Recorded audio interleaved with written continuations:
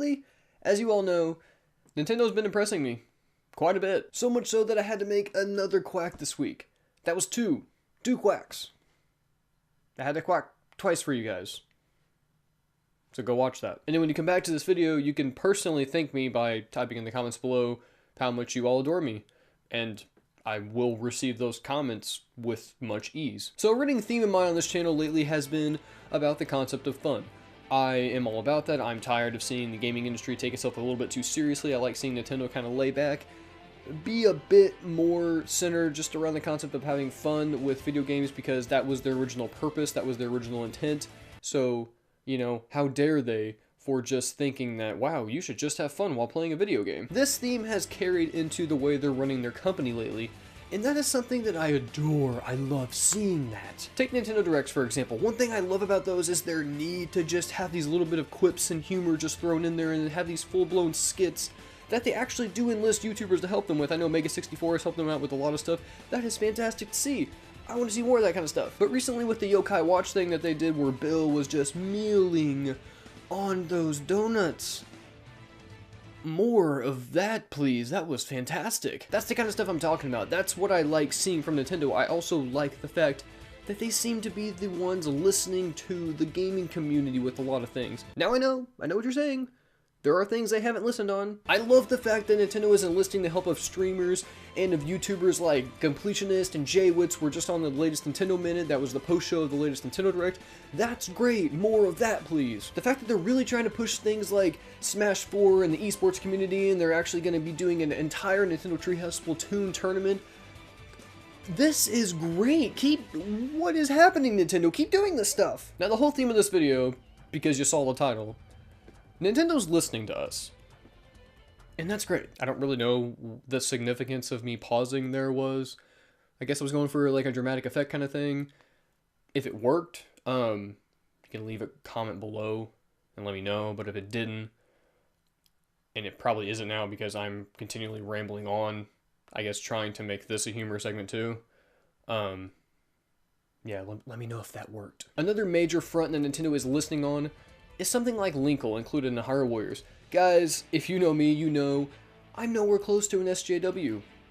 I am not a feminist by any standards. I'm no social justice warrior. I am a humanist, I guess, on all fronts. I specifically care about rights for all humans. But I do love seeing something like Linkle included in the Hyrule Warriors, and it is no secret to anyone out there. The Dynasty Warriors is not afraid to flaunt possible homosexual undertones in their games, including somebody like Linkle and Hyrule Warriors Legends for the 3DS. That shows that Nintendo is listening to us, because fans have been clamoring for years to get a female version of Link, possibly in a full Zelda game. Maybe we'll see that eventually.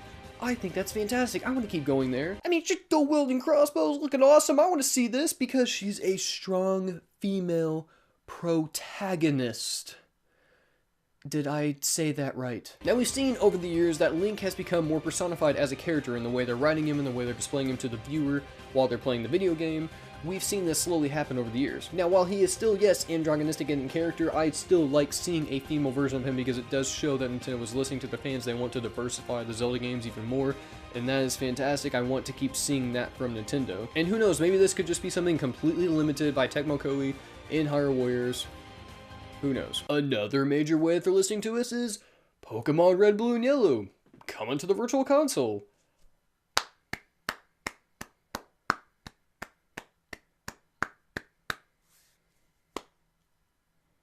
Nintendo really showed strong third-party support with one of their old pals, Square Enix. And that has me so friggin' giddy because I'm a huge Square Enix fan. So just imagine the glee I was feeling whenever I saw all the Square Enix support coming to the 3DS, and then they dropped the bombshell that was Cloud and Super Smash Bros. At the very end of the Direct. I can't wait for that. I'm so glad that they're buddy-buddy again. Can we get the Final Fantasy VII Remake for the NX? Thank you, please. Now here's where I'm gonna get a little defending, and I don't like to do this, but I'm seeing a lot of negativity thrown towards Twilight Princess HD. Now this kind of contradicts the last full Quack I did, to a point. Not everyone has a good PC. Elitists out there who have been playing Dolphin emulators for years now, we all know that you can do that. I personally have downloaded high-resolution texture packs and played games like Xenoblade Chronicles, Mario Galaxy, Skyward Sword, all for myself. I have seen what those look like, upscaled full 1080p, and they look great. No one's taking that away from you. If you want to play on PC and you want to do that, that's fine. Twilight Princess HD is not for you. Twilight Princess HD is for the Zelda fans out there who strictly own consoles and then want to play that game in a better resolution setting with better, more dynamic lighting, because it looks like a decent game now. Okay, that was definitely a stab at Twilight Princess. That game looks like crap. I'm sorry, it's muddy and gross looking. I'm not saying there's not a great game under that layer of mud, because there is. There is definitely a good game there. But I will be honest, it's one of the only Zelda games that I've never fully beaten. I don't think I have. And if I have, I certainly don't remember. Nintendo's also notorious for showing off games when they are not looking in their greatest state at the start, and then they slowly upgrade them. Like Hyrule Warriors. Mario Kart 8 also got its nice facelift before it came out. Xenoblade Chronicles X is doing the same thing. Star Fox Zero. This is a perfect segue into this. Star Fox Zero looks fantastic now. I realize I've said fantastic a lot in this video, and I'm going to keep saying it because that's the only way I can describe this entire direct. Star Fox Zero has so many upgrades and things like texture packs. I'm seeing a lot more just particles just flying everywhere. There's the enemies are much more abundant in the levels now. All of these changes are welcome. Everything's great. I would like to think that this had something to do with the internet outcry of that game just looking kind of mediocre. That's a whole lot of work that seemed to get done in a short time after E3. I don't know, it has been a few months. Maybe they could get all that done.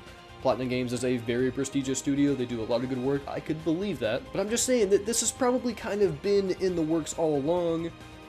I don't know if Nintendo actually would have released that game in November like they originally planned, because Nintendo is Nintendo and Nintendo delays things all the time. Man, I have waited over a decade for a new console Star Fox. I want that experience to be pretty much flawless when it comes out. And with how much I love Star Fox, I'm gonna take it with all its flaws and not even care. Now here's some major things that I definitely want to point out. Super Mario Maker is getting a nice web portal where you're going to be able to search online for levels through like your phone and your computer and your tablet. Oh man, this is much needed because it is so hard to find levels sometimes in this game. Definitely a good upgrade. It's going to be completely free, and I don't think I've mentioned yet, but every piece of DLC during the Direct, it was free. All the DLC that was announced was completely free, so another clap. The point of this video was more or less just to kind of go a little bit more in depth with the Nintendo Direct. I realize that this is more like, hey, listen to me talk about how Nintendo is listening. I realize you may have not gotten too much out of this. Another good week for the Quack, so bam, I can't wait till next week when we just get to ridicule something crazily and have a blast with it.